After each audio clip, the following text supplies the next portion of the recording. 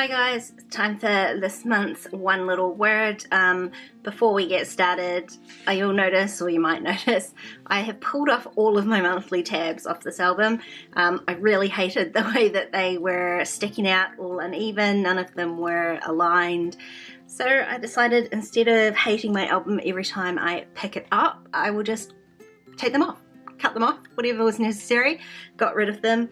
I don't think I need them. It doesn't distract from my book in any way, so that's what I did. I've also filled out September's monthly challenge, which was much more successful this month. I was really pleased. I think I definitely need a specific number to work towards. Anything sort of random obviously does not work for me, so I set a goal, and apart from 1 week where Lily was really sick and we basically didn't leave the house because I was by her side the entire week, apart from that I've managed to achieve my goal. So I think I'll carry on with that sort of goal orientated setting from now on, rather than those vague random intentions. For this month, as I said last month, I'm slowly running out of room, so I wasn't sure how I was going to fit in this month's prompts. I did like the idea of doing cards or specific, I'm going to use quotes rather than lyrics, I think, and I definitely did not have 6 or 8 pages I could dedicate to that. So instead I decided to just use the one pocket page insert page this week, and I attached a little 3x4 pocket. So I will insert the clip here of how I did that. So I just started with a 6x8 page protector, and this has the 4 3x4 pockets on it. And I've just trimmed off one side. You can see there I trimmed off the side with the holes, and I left a little bit extra space, so I didn't trim it quite as close to the edge, just a little bit extra so that I've got some room to do some fusing. Now I'm just putting this in place on top of my pocket page notebook pocket page, and I'm taping that down with a little bit of washi tape so it doesn't wiggle around. And then I'm just going to use my fuse tool to fuse these 2 edges together. When I fuse in my pocket page notebook like this, I always just slip a bit of cardboard or something underneath it. I couldn't find any cardboard, so this is actually the back of a notepad, and it worked perfectly fine. What didn't work perfectly fine was I tried to use this metal ruler that I've got instead of the actual fuse tool ruler, and the metal was too thick. I tried to use that instead of this fuse ruler because it doesn't obviously reach the whole way down, so I had to keep moving it, which wasn't ideal, but the other ruler just didn't work. The fuse tool didn't actually touch the plastic. Now I'm fusing from both sides to try and make sure that I get a pretty firm fuse. I'm using a pretty firm pressure and using the fuse tool reasonably quickly. I don't want to melt through the pages, but I do want to make sure that they are fused together as well as possible. And I did decide for security's sake that I would do 2 lines of fusing rather than just the one. I had left enough room when I trimmed down that page protector to do the 2 lines, and I figured that if one of those fused lines wasn't strong enough, then 2 probably would be. And then all I gotta do is peel off the tape, and you can see I have my little usable 3x4 pocket page. So one thing to note is that my fusing did not work. When I went to open this up today, I touched it like 2 times and it pulled off. So what I have done is reinforced it with some stitching. It was fused in some areas but not in others, so I obviously just didn't give it enough of a go. So this stitching will hold that in place and hopefully stop it from tearing off. But if you are going to fuse like I did, just maybe before you put your fuse tool away, check that it is actually fused would be my tip. So I've got space for 1 full-size page here, and then I have got 4 3x4 pockets and space for another full page here. When I say full page, obviously it is slightly shorter because I have used this edge to fuse. So the way I've measured it, it's about 4 inches 10 centimeters across rather than the normal 11 or 4 1/4. So I may have to do some trimming, but we'll see how we go. So I am going to do the same thing as Ellie, and I am going to type up those quotes on my computer. So I'll show you how I did that in Photoshop.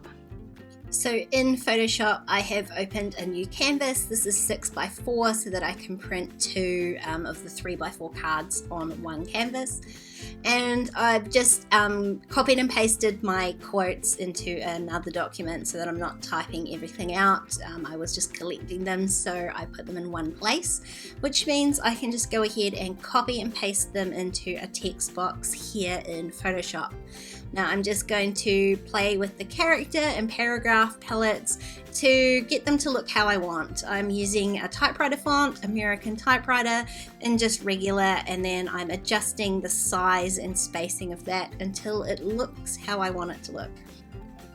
And once I'm happy with how that looks, I can go ahead and go to my layers palette, and I'm just going to duplicate that layer so that I can move it across to the right, and then go ahead and copy and paste the next quote into that text box. So this way I'm going to make sure that all of my quotes are the exact same size and spacing on the cards. All I'm doing is just making the author of those quotes just slightly smaller so they don't quite take up as much visual room, so that's the only bit that I will need to adjust on each card. And then I can go ahead and repeat this process 2 more times. Now obviously for my full page quotes, I'm going to need a different page size than a 4x6. So I'm just going in and creating a new document, which is, like I said, slightly narrower. It's 4 inches by 8 1/4. And then I can just go ahead and go to my layers palette again and duplicate one of these text layers onto the new document. So that way even my new document is going to have the exact same format as far as the quotes go. And then I just need to go ahead and create 2 of those, and then I can print all of my cards out. Now I printed my full page ones on 160 GSM paper, and my little 3x4 cards are slightly heavier at 210 GSM. So I have printed and cut out my quotes, and I am going to do the same thing as Ellie, and I have grabbed a bunch of washi tapes. I'm not going to use just one. And I wanted to do some stamping across the top like she did, but I didn't have any number stamps. So I went through my stamp stash and found all the stamps that I could that had yes. So I've got 6 cards. I found 6 stamp sets. Luckily, one I did have an alternative, but I've picked out 6 yeses that I am going to use to do some stamping. So I will get started with that. On these larger cards, I'm going to layer up some of the washi tape, and I really wasn't trying to do anything remarkably new with this. I'm going to do it almost exactly the same as Ellie did. Washi tape at the bottom, stamping at the top. It's just with these slightly larger pages, I felt like I could get away with more than one strip of washi. So I am using 3 different ones, including my favorite gold foil washi tape, and I think the other 2 are from Heidi Swap, but I really loved that pink color. And then these 4 cards, I'm gonna do, I think I do 4 different washi tapes on there. Some of them are the same as the larger pages, but I just liked that sort of variance that I'm gonna get once they're all in their little pockets. So they were all reasonably coordinating. They're either pink or gold or black and white. And then I'm going to do my stamping at the top. I picked out an ink to match one of the pinks in that sort of floral washi tape. So I'm going to have quite a lot of pink, which I'm not sad about. I've got a couple of different inks there, so I'm going to do the same thing that Ellie did with the repeat stamping, but I am using 2 different colors because they sort of, one of them's darker, and so I do that once in the middle, which gives me that solid looking darker stamp, and then I'm stamping it twice on either side without re-inking my stamp, which gives me the lighter ghosty look. And then I'm using the second color ink, which is even lighter still, just to add that little bit of extra dimension. I'm super pleased with the way this turned out. I wasn't sure how I was gonna deal with the stamping being all different, but obviously with the different sized papers that I had, one stamp was never going to look good on all of the different quotes. So although I was a bit concerned about using the different stamps, I think in the end it worked out really nicely and I'm really happy with it. And that's pretty much it. All I need to do is insert everything into its pockets. So I've got the 2 full page stamped pieces that go in, and then I'm just working out which cards I want to go where in my pocket, and then that is this month's prompt all finished. I actually really enjoyed this month. I'm really a quote sort of person, so this prompt really appealed to me, but I also love that I didn't have to reinvent the wheel. I just used the same techniques that Ellie did. It was simple, it was easy, and now it's done. If you enjoyed this video, please give it a thumbs up and don't forget to subscribe to my channel if you haven't already. If you want to keep watching, there's a couple more videos on screen. Otherwise, I'll see you next time. Bye!